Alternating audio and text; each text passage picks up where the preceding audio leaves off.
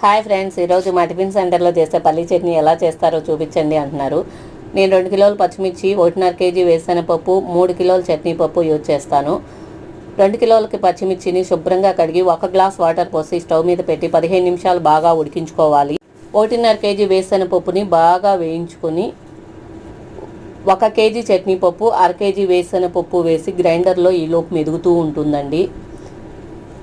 పచ్చిమిర్చి బాగా ఉడికిపోయిన తర్వాత దాంట్లో ఉన్న నీరంతా వంపేసుకోవాలి. అప్పుడే పసరు వాసన లేకుండా ఉంటుందండి. 1 గరిటెడు ఆయిల్ వేసి బాగా అటు ఇటు కదుపుతూ ఉంటే పచ్చిమిర్చి బాగా మెత్తగా అయిపోయి బాగా వాడిపోతాయండి. పచ్చిమిర్చిని గ్రైండర్లో వేసుకొని తగినంత ఉప్పు వేసుకొని బాగా గ్రైండ్ చేసుకుంటూ ఉంటే ఈలోపు తాలింపు గింజలన్నీ వేసి బాగా తాలింపు పెట్టుకొని చట్నీలో వేసుకోవటమేనండి తాలింపు. సూపర్ టేస్ట్గా ఉండే పల్లీ చట్నీ రెడీ అండి.